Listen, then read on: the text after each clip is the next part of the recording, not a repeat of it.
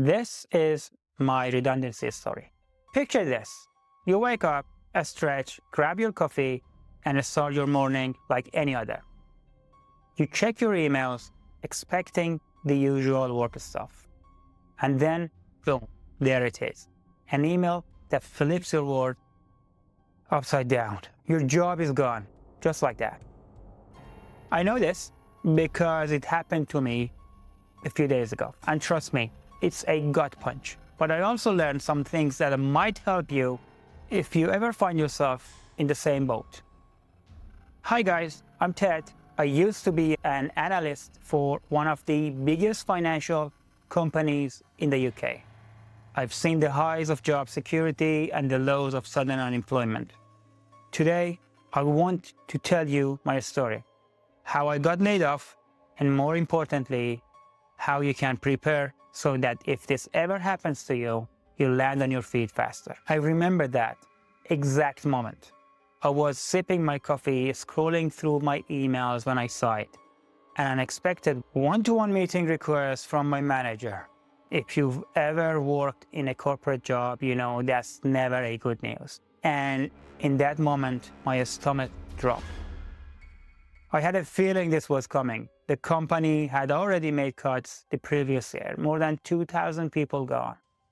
But knowing something might happen doesn't mean you are ready when it does. I joined the meeting. When the meeting started, my manager gave me the classic corporate speech. We appreciate your contributions. There have been some strategic changes. Your role is being moved to India. But, listen to that but you are welcome to move with it. And I was like, what? I mean, sure, just uproot my life, move to another country, and start fresh. Easy, right? Except I wasn't Indian, and that was never part of my plan. So, just like that, my job was gone to India. And I was jobless.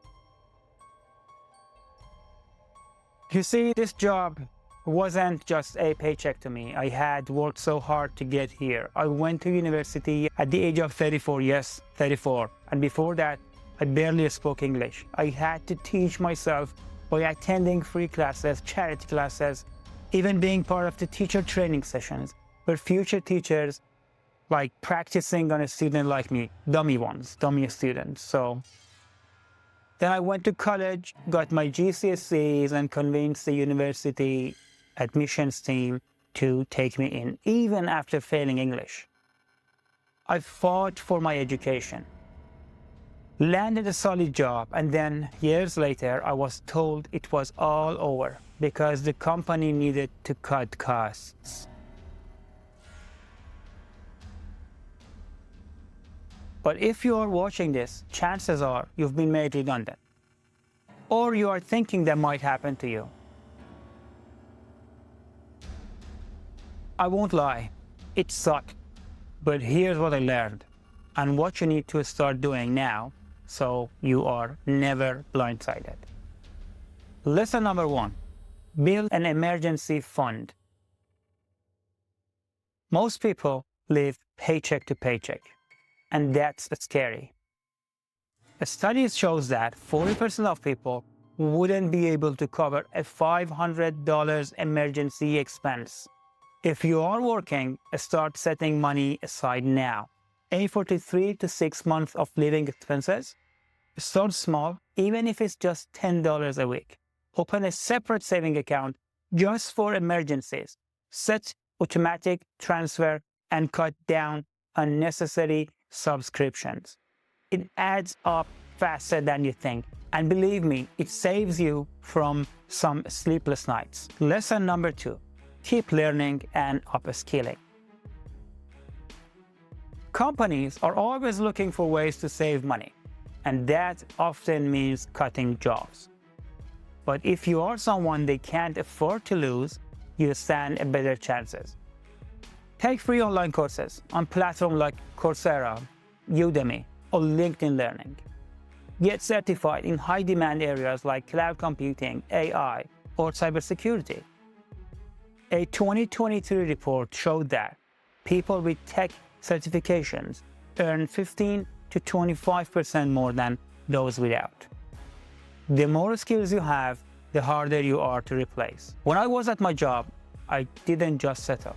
I took courses for any courses that I could, for cybersecurity, for generative AI, for Python, for management, even communication. The more you know, the more chances you have. Lesson number 3, always be looking for jobs. Even if you love your job, keep your options open. Companies aren't loyal, so don't be blindly loyal to them. Set up jobs alerts, update your CV regularly, and practice interviewing, even when you don't need it.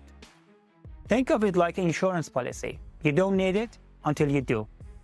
So you should always have a backup plan and know what's available in the market.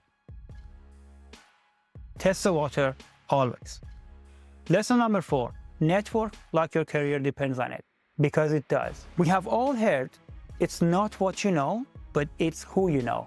And it's true. Studies shows that 85% of jobs are filled through networking. Connect with people in industry, join professional groups, and build a relationship before you need the job. And don't just reach out when you need help. Offer help to others too. Networking works both ways. If you ask me if I do it all again, would I go back to university at the age of 34? Absolutely. That degree changed my life. It gave me opportunities I never would have had otherwise. It even took me to Hong Kong as an exchange student, something I never imagined possible. Losing my job was tough, but it wasn't the end.